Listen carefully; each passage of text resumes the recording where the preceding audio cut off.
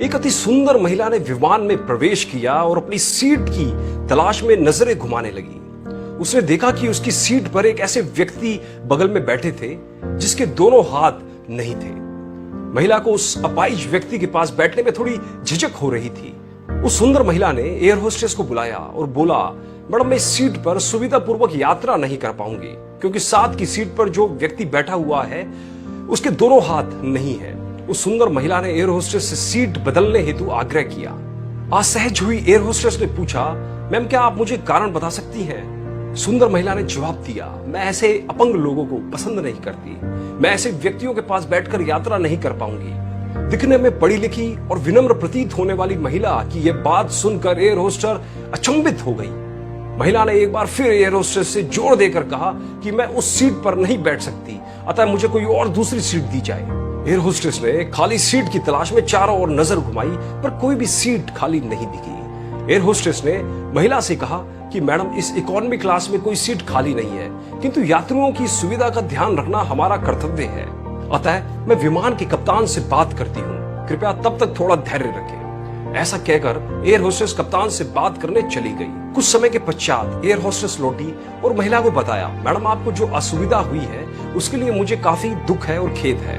इस पूरे विमान में केवल एक सीट खाली है और वह प्रथम श्रेणी यानी बिजनेस क्लास में है। मैंने हमारी टीम से बात की है और हमने एक असाधारण निर्णय लिया। एक यात्री को इकोनॉमी क्लास से प्रथम श्रेणी यानी बिजनेस क्लास में भेजने का कार्य हमारी कंपनी के इतिहास में पहली बार हो रहा है। सुंदर महिला अत्यंत प्रसन्न हो गई, किंतु इसके पहले कि वह अपनी प्रतिक्रिया व्यक्त करती और एक शब्द भी बोल पाती, एयर होस्टेस उस अपाहिज और दोनों हाथ विहीन व्यक्ति की ओर बढ़ गई और बड़े विनम्रता पूर्वक उनसे पूछा, सर क्या आप प्रथम श्रेणी में जा सकेंगे? क्योंकि हम नहीं चाहते कि आप एक अशिष्ट यात्री के साथ यात्रा करके परेशान हो। यह बात सुनकर सभी यात्रियों ने ताली बजाकर इस निर्णय का स्वागत किया। वह अति सुंदर दिखने वाली महिला तो अब शर्म से नजरें ही नहीं उठा पा रही थी। तब उस अपाहिज व्यक्ति ने खड़े होकर कहा, मैं एक भूतपूर्व सैनिक हूं और मैंने एक ऑपरेशन के दौरान कश्मीर सीमा पर हुए बम विस्फोट में अपने दोनों हाथ खो दिए थे। सबसे पहले जब मैंने इन देवी जी की चर्चा सुनी तब मैं सोच रहा था कि मैंने भी किन लोगों की सुरक्षा के लिए अपनी जान जोखिम में डाली है और अपने हाथों को खो दिया। लेकिन जब आप सभी की प्रतिक्रिया देखी तो अब अपने आप पर गर्व महसूस हो रहा है कि मैंने अपने देश और देशवासियों की खातिर अपने दोनों हाथ खोए। और इतना कहकर वह प्रथम श्रेणी में चले गए। सुंदर महिला पूरी तरह से शर्मिंदा होकर सर झुकाकर सीट पर बैठ गई। दोस्तों अगर विचारों में कोई उदारता नहीं है ना तो ऐसी सुंदरता का कोई मूल्य नहीं है।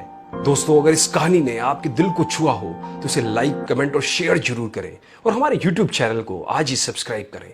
धन्यवाद।